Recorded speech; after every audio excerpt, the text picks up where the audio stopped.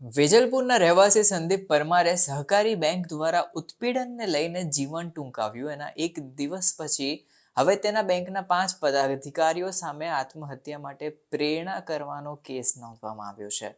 મૃતકના ભાઈ કુલદીપ પરમારે તેની ફરિયાદમાં કલર મર્ચન્ટ્સ કોઓપરેટિવ બેંકની સેટેલાઇટ બ્રાન્ચ છે તેના મેનેજર અતુલ શાહ, એજન્ટ ચિંતન શાહ, સબ એજન્ટ્સ હિરેન સોમપુરા અને પવન સોમપુરા તેમજ સુરેશ નામની વ્યક્તિ ઉપર તેના ભાઈને આત્મહત્યા કરવા માટે ખોટી રીતે પ્રેરણા કરી હોય તેવો આરોપ મૂક્યો છે. ઉલ્લેખનીય છે કે કુલદીપે આગળ જણાવ્યું હતું કે સંદીપે વર્ષ 2013ની અંદર બેંક પાસેથી લોન લીધી હતી જે રૂપિયા 8 લાખની તેને માંગી હતી. હવે લોનનું વિતરણ કરવામાં આવ્યું ન હતું, પરંતુ હજી સુધી ડિસ્બર્સમેન્ટ થાય એ પહેલાં જ તેને 13,700 રૂપિયાની મંથલી EMI જે છે તે ભરવાની નોટિસ મળવા લાગી. જ્યારે તેણે પદાધિકારીઓનો સંપર્ક કર્યો ત્યારે તેમણે કહ્યું કે કમિશન આપો, અમારું કમિશન અમે લઈ લઈએ એના પછી અમે તમને રૂપિયા આપીશું. ત્યારે કમિશન લીધા બાદ એટલે કે કાપ્યા બાદ 5.5 લાખ રૂપિયા તેને આપવામાં આવ્યા હતા. હવે તેમણે આરોપ મૂકતા વધુમાં કહ્યું કે સંદીપ આર્થિક રીતે સદ્ધર નહોતો, એટલે તે EMIs જે હતો તે ચૂકવવામાં પણ અનિયમિત હતો.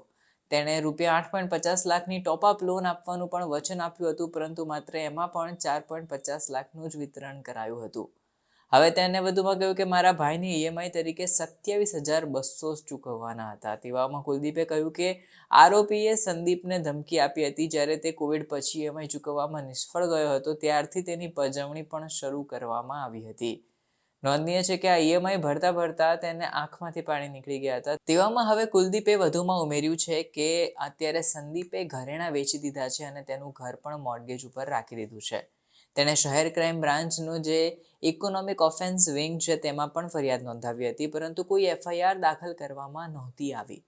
સંદીપે સોમવારે સવારે પોતાના ઘરે ગળફાંસો ખાઈ લીધો હતો અને ત્યારબાદ વેજલપુર પોલીસે અકસ્માતનો ગુનો નોંધી અને અત્યારે વધુ તપાસ શરૂ કરી છે. તેવામાં હવે કેવી રીતની ઉઘરાણી કરવામાં આવી છે, શું દુષ્પ્રેરણા કરવામાં આવી છે અને અપશબ્દો બોલાતા હતા તેવી પણ માહિતી બહાર આવી રહી છે. તેવામાં મંગળવારની વાત કરીએ તો વેજલપુર પોલીસ જે હતી તેને 5 પદાધિકારીઓ સામે અપશબ્દોના પ્રયોગ અને આત્મહત્યા માટે ઉશ્કેરણી જે છે તે કરવા માટે FIR નોંધી હતી. હવે કલર મર્ચન્ટ્સ કોઓપરેટિવ બેંકના હોદ્દેદારો સામે શહેર પોલીસ દ્વારા છેતરપિંડી અને બનાવટની 4 ફરિયાદ નોંધવામાં આવી છે.